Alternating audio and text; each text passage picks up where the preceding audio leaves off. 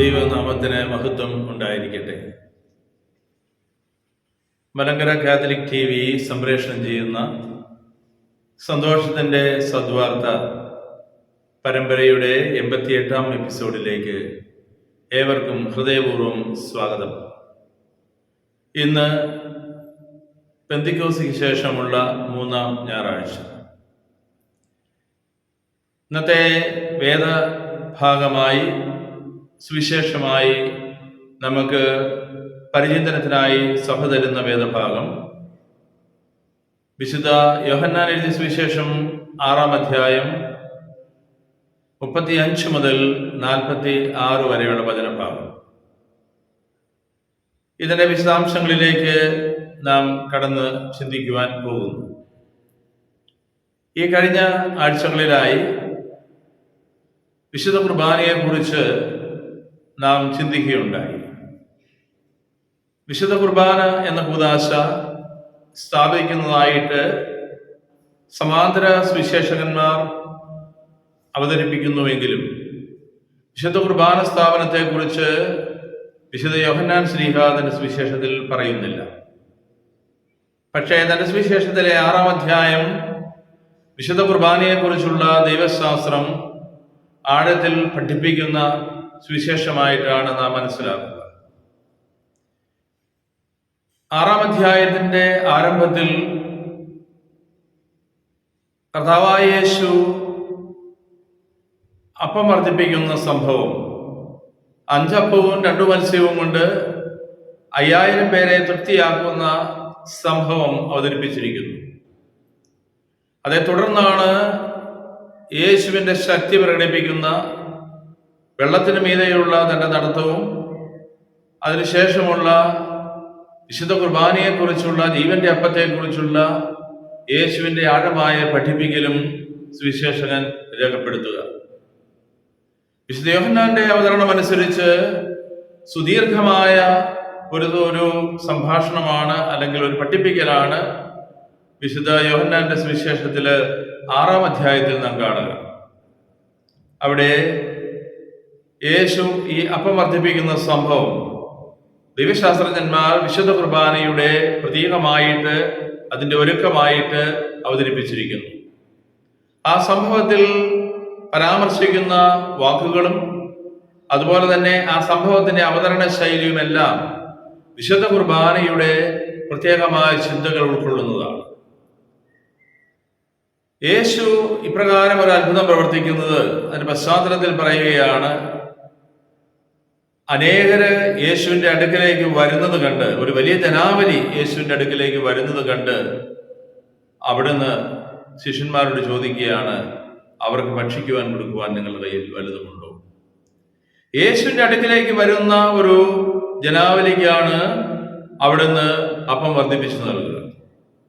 4-ാം സുവിശേഷകനായ വിശുദ്ധ യോഹന്നാന്റെ സുവിശേഷം വിശ്വാസം എന്നുള്ള ചിന്തയിൽ അടിയുറച്ച ഒരു അവതരണ ശൈലിയാണ്. ഒരു മെഴുകുതിരിയുടെ ഉള്ളിൽ കൂടി പോകുന്ന തിരി പോലെ ഈ സുവിശേഷത്തിന്റെ ആദ്യന്തം നമ്മെ നയിക്കുന്ന ഒരു ചിന്തയാണ് വിശ്വാസം എന്നുള്ളത്.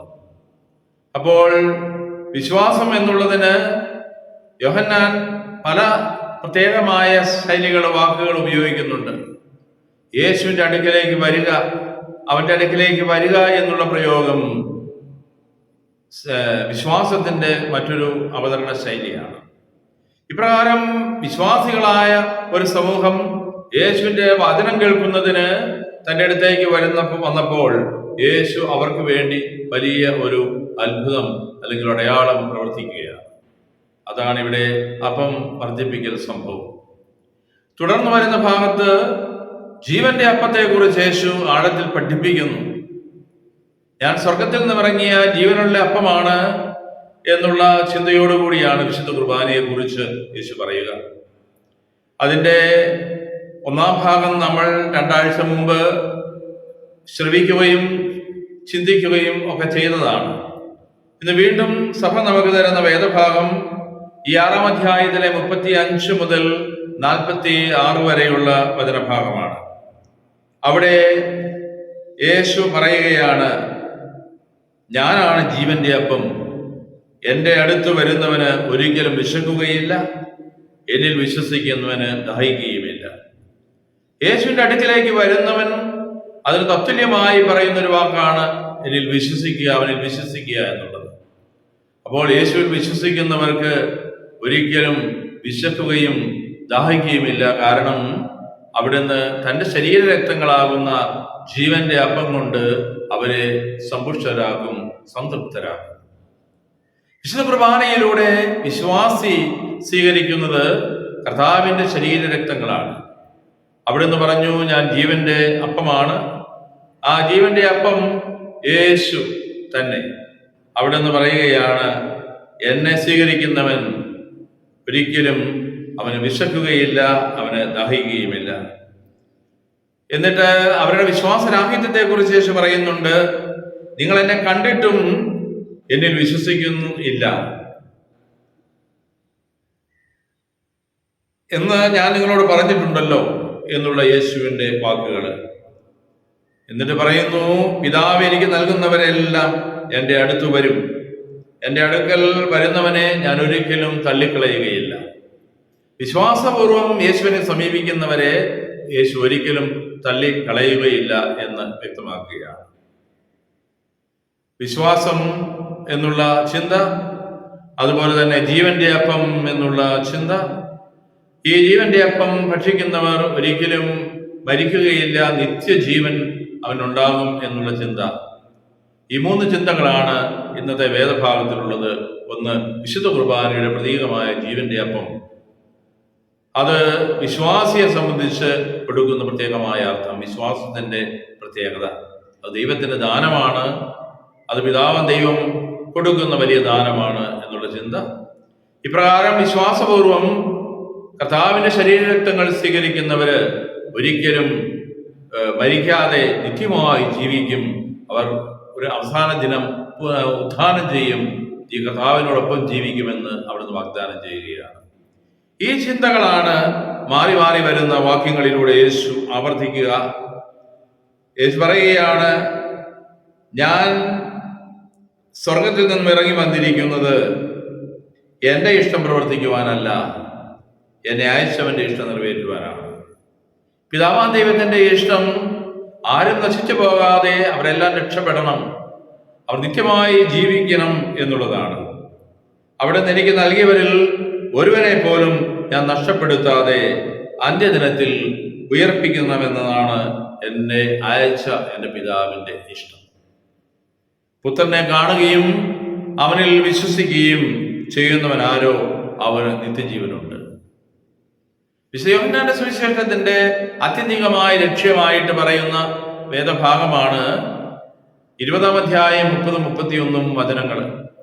ഈ ഗ്രന്ഥത്തിൽ രേഖപ്പെടുത്താത്ത അനേകം അടയാളങ്ങൾ യേശു തന്റെ ശിഷ്യന്മാരുടെ അടുക്കൽ ചെയ്തിട്ടുണ്ട്, പ്രവർത്തിച്ചിട്ടുണ്ട്. ഇവ തന്നെ രേഖപ്പെടുത്തിയിരിക്കുന്നത് യേശു കർത്താവാണെന്ന് വിശ്വസിക്കേണ്ടതിനും അങ്ങനെ വിശ്വസിക്കുന്നത് വഴി അവന്റെ നാമത്തിൽ ജീവൻ ഉണ്ടാകുന്നതിനും വേണ്ടിയാണ്. അപ്പോൾ വിശ്വാസം എന്നുള്ളത് ദൈവത്തിന്റെ വലിയ ദാനമാണ്. അടയാളങ്ങള് വിശ്വാസത്തിലേക്ക് നയിക്കുന്നു, ഈ വിശ്വാസം നിത്യജീവനിലേക്ക് നയിക്കുന്നു. അപ്പോൾ നിത്യജീവൻ ലഭിക്കണമെങ്കിൽ ഒരുവൻ യേശുവിൽ വിശ്വസിക്കണം. അങ്ങനെ വിശ്വസിക്കുന്നവന് അവനെ ബലപ്പെടപ്പെടുവാനായിട്ട്, വിശപ്പും ദാഹവും അകറ്റുവാനായിട്ട് യേശുവിന്റെ ശരീരരക്തങ്ങളാകുന്ന വിശുദ്ധ കുർബാനയാണ് ദൈവം കൊടുക്കുക. അതാണ് യേശു ഇവിടെ ആവർത്തിച്ച് പറയുക. സ്വർഗത്തിൽ നിന്നും ഇറങ്ങി വന്ന അപ്പം ഞാനാണ് എന്നവൻ പറഞ്ഞതിനാൽ യഹൂദർ അവനെ എതിരെ പിറുപിറുത്തു. യേശുവിന്റെ സനാതനമായ ഈ പഠിപ്പിക്കൽ വിശ്വാസികൾക്ക് സ്വീകാര്യമാണ്. പക്ഷേ അവിശ്വാസികളായ തന്റെ പ്രതിയോഗികൾക്ക്, യഹൂദർക്ക് അത് ഇടർച്ചയ്ക്ക് കാരണമായി. അവർ പിറുപിറുക്കാൻ തുടങ്ങി. അവർ പറഞ്ഞു, ഇവൻ ജോസഫിന്റെ മകനല്ലേ? സ്വർഗത്തിൽ നിന്ന് ഇറങ്ങി വന്ന ദൈവപുത്രനാണ് താൻ എന്ന് പറയുന്നത് അംഗീകരിക്കുവാൻ അവർക്ക് പറ്റുകയില്ല. അവർ യേശുവിന്റെ മാനുഷികമായ സാഹചര്യങ്ങളെ കുറിച്ച്, അസ്തിത്വത്തെ കുറിച്ച് ചിന്തിക്കുകയാണ്. ഇവൻ ജോസഫിന്റെ മകനായ യേശുവല്ലേ, നസറത്തിൽ നിന്നുള്ളവനല്ലേ? പിന്നെ പിതാവിനെയും മാതാവിനെയും നമുക്ക് അറിഞ്ഞുകൂടെ? പിന്നെ എങ്ങനെയാണ് ഞാൻ സ്വർഗത്തിൽ നിന്ന് ഇറങ്ങി വന്നിരിക്കുന്നു എന്ന് ഇവൻ പറയുന്നത്? യേശു അവരോട് പറഞ്ഞു, നിങ്ങൾ പിറുപിറുക്കേണ്ട കാര്യമില്ല. എന്നെ അയച്ച പിതാവ് ആകർഷിച്ചാലല്ലാതെ ആർക്കും എൻ്റെ അടുക്കൽ വരുവാൻ സാധിക്കുകയില്ല. അന്ത്യദിനത്തിൽ അവനെ ഞാൻ ഉയർപ്പിക്കും. പിതാവ് ആകർഷിക്കുമ്പോഴാണ് പുത്രന്റെ അടുക്കലേക്ക് വിശ്വാസപൂർവം ജനം കടന്നു വരുന്നത്. പിതാവിൻ്റെ ദൈവത്തിൻ്റെ ഒരു വലിയ ദാനമാണ് വിശ്വാസം എന്നുള്ളത്.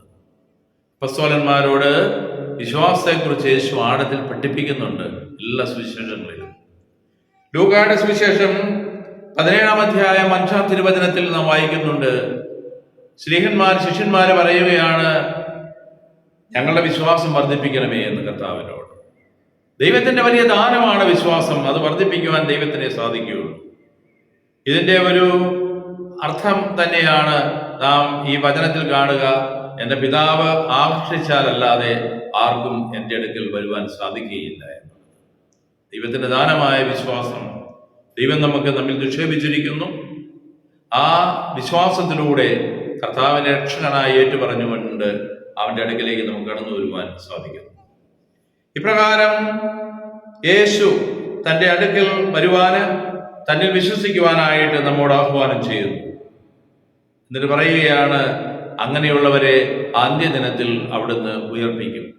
നിത്യമായ ഒരു അവസാനം, ഒരു മരണം നമുക്കുണ്ടാകുകയില്ല. ആത്മീയമായ ഒരു ജീവനും യേശുവിന്റെ നാമത്തിലുള്ള നിത്യജീവനും, അതാണ് ഒരു ക്രൈസ്തവനെ സംബന്ധിച്ചിടത്തോളം അവന്റെ ലക്ഷ്യം. അത് ഉണ്ടാകണമെങ്കിൽ സഭയിൽ കർത്താവ് സ്ഥാപിച്ച വിശുദ്ധ കുർബാന എന്നുള്ള വലിയ ഒരു ഉദാശയുണ്ട്. അതാണ് എൻ്റെ ശരീരം ഭക്ഷിക്കുക, എൻ്റെ രക്തം പാനം ചെയ്യുക എന്നതുകൊണ്ട് അവിടുന്ന് അർത്ഥമാക്കുക. 45-ാം തിരുവചനത്തിൽ നാം വായിക്കുന്നു, അവരെല്ലാവരും ദൈവത്താൽ പഠിപ്പിക്കപ്പെട്ടവരാകും എന്ന് പ്രവാചക ഗ്രന്ഥത്തിൽ എഴുതപ്പെട്ടിരിക്കുന്നു. പ്രവാചകനായ യെശയ്യ തന്റെ പുസ്തകത്തിൽ പ്രത്യേകിച്ചും 54-ാം അധ്യായം 13-ാം തിരുവചനത്തില് ഇപ്രകാരം പറയുന്നു, കർത്താവ് നിന്റെ പുത്രരെ പഠിപ്പിക്കും, അവർ ശ്രേഷ്ഠരാകും. കർത്താവ് നിന്റെ പുത്രരെ പഠിപ്പിക്കും, അവർ ശ്രേഷ്ഠരാകും. യെശയ്യ 54:13. ഈ തിരുവചനം ഉദ്ധരിച്ചുകൊണ്ടാണ് വിശുദ്ധ യോഹന്നാൻ ഇവിടെ പറയുക, അവരെല്ലാവരും ദൈവത്താൽ പഠിപ്പിക്കപ്പെട്ടവരാകും എന്ന് പ്രവാചക ഗ്രന്ഥത്തിൽ എഴുതപ്പെട്ടിരിക്കുന്നു എന്ന്. പിതാവിൽ നിന്ന് ശ്രവിക്കുകയും പഠിക്കുകയും ചെയ്തവരെല്ലാം യേശുവിന്റെ അടുക്കൽ വരും. പിതാവിൽ നിന്ന് കേട്ടവരെല്ലാം അവർ ശ്രേഷ്ഠരായി മാറും. വിശ്വാസം കൊണ്ട് ശ്രേഷ്ഠരാകും. അവർ യേശുവിന്റെ അടുക്കൽ വരും. ആരെങ്കിലും പിതാവിനെ കണ്ടിട്ടുണ്ട് എന്ന് ഇതുകൊണ്ട് അർത്ഥമാക്കുന്നില്ല. ദൈവത്തിൽ നിന്നുള്ളവന് മാത്രമേ പിതാവിനെ കണ്ടിട്ടുള്ളൂ. ദൈവത്തിൽ നിന്നും വന്നവൻ ദൈവപുത്രനായ മിശിഹായാണ്. അവൻ മാത്രമാണ് പിതാവിനെ നേരിട്ട് കണ്ടിട്ടുള്ളവൻ. ആ ഒരു അനുഭവത്തിലേക്ക് കർത്താവ് തന്റെ ശിഷ്യന്മാരെ ക്ഷണിക്കുകയാണ്. സ്നേഹമുള്ളവരെ, ഈ വേദഭാഗം നാം ശ്രവിക്കുമ്പോൾ 3 കാര്യങ്ങൾ നമ്മളുടെ ചിന്തയിൽ നാം കൊണ്ടുവരണം. ഒന്ന്, വിശ്വാസം എന്നുള്ളത് ദൈവത്തിന്റെ ദാനമാണ്. ആ വിശ്വാസത്തിലേക്ക് യേശു നമ്മെ വിളിക്കുന്നു. ആ വിശ്വാസത്തിലേക്ക് നാം കടന്നു വരുവാനോട് ആഹ്വാനം ചെയ്യുന്നു. 4-ാം സുവിശേഷം മുഴുവൻ ഇപ്രകാരമുള്ള വിശ്വാസത്തിലേക്കുള്ള ക്ഷണമാണ്. ആ വിശ്വാസം വഴിയായിട്ട് നമുക്ക് ലഭിക്കുവാൻ പോകുന്നത് നിത്യജീവനാണ്. അവന് അന്ത്യ സമയത്ത് ഞാൻ ഉയർപ്പിക്കും എന്നുള്ള യേശുവിന്റെ വാഗ്ദാനമാണ് അതിന് സമ്മാനമായി ലഭിക്കുക. 2ാമത്തെ ചിന്ത പുനരുത്ഥാനം അല്ലെങ്കിൽ നിത്യജീവൻ എന്നുള്ളതാണ്. 3ാമത്തെ ചിന്ത, ഈ നിത്യജീവൻ നമുക്കുണ്ടാകണമെങ്കിൽ സ്വർഗത്തിൽ നിന്നും ഇറങ്ങി വന്ന ജീവന്റെ അപ്പമായ മിശിഹായെ വിശുദ്ധ കുർബാന എന്ന കുദാശ വഴിയായിട്ട് നാം സ്വീകരിക്കണം. ഒരു വിശ്വാസിക്ക് വിശുദ്ധ കുർബാനയെ കർത്താവിന്റെ ശരീരരക്തങ്ങളായി കണ്ടുകൊണ്ട് സമീപിക്കുവാൻ സാധിക്കുകയുള്ളൂ. അതുകൊണ്ട് വിശ്വാസികളായ നമുക്ക് കർത്താവിന്റെ ശരീരം ഉദാശപരമായി സ്വീകരിക്കുമ്പോൾ, അവിടുത്തെ രക്തം ഉദാശപരമായി പാനം ചെയ്യുമ്പോൾ ഇപ്രകാരമുള്ള ആഴമായ ക്രിസ്തു ബന്ധത്തിൽ വളരുവാൻ സാധിക്കും. അങ്ങനെ വളരുന്ന നമുക്ക് കർത്താവ് വാഗ്ദാനം ചെയ്യുന്ന നിത്യജീവൻ നമുക്ക് ലഭ്യമാകും. ഇത് പിതാവിന്റെ വലിയ ഒരു കൃപയാണ്, അനുഗ്രഹമാണ്. പിതാവ് ആകർഷിച്ചാലല്ലാതെ ആർക്കും കർത്താവിന്റെ അടുക്കിലേക്ക് വരുവാൻ പറ്റുകയില്ല. നമുക്ക് ശിഷ്യന്മാരോടൊപ്പം പ്രാർത്ഥിക്കാം. നമ്മൾ കർത്താവിന്റെ ശിഷ്യര് പ്രാർത്ഥിച്ചതുപോലെ ഞങ്ങളുടെ വിശ്വാസം വർദ്ധിപ്പിക്കണമേ എന്ന്. അങ്ങനെ നമ്മളെ വർദ്ധിപ്പിക്കപ്പെട്ട വിശ്വാസ ജീവിതത്തിൽ കർത്താവിനെ നമ്മൾ നിലനിൽക്കുവാനായിട്ട് കർത്താവിൻ്റെ ശരീരരക്തങ്ങൾ സ്വീകരിച്ചുകൊണ്ട് യേശു വാഗ്ദാനം ചെയ്യുന്ന നിത്യജീവൻ അർഹരായി തീരുവാൻ നമുക്ക് സാധിക്കട്ടെ. ഈ പെന്തിക്കോസ്തിക്ക് ശേഷമുള്ള സഭയുടെ വളർച്ചയുടെ കാലഘട്ടത്തിൽ, അപ്പസ്തോലന്മാരുടെ സുവിശേഷ പ്രഘോഷണത്തിൻ്റെ കാലഘട്ടത്തിൽ ഈ വിശ്വാസ ജീവിതത്തിൽ വളരുവാനുള്ള കൃപ തരണമേ എന്ന് നമുക്ക് പ്രാർത്ഥിക്കാം. ഈ ഞായറാഴ്ചയെ നമുക്ക് ഈ വചനചിന്തകളാൽ സമ്പുഷ്ടരാക്കാം. ഞാൻ സ്വർഗത്തിൽ നിന്ന് ഇറങ്ങി വന്ന ജീവനുള്ള അപ്പമാണെന്നുള്ള യേശുവിൻ്റെ വാക്ക് നമ്മുടെ ഹൃദയത്തിൽ എപ്പോഴും സൂക്ഷിച്ചുകൊണ്ട് അവിടെ നമുക്ക് സമീപിക്കാം. ദൈവം നമ്മെ അനുഗ്രഹിക്കട്ടെ.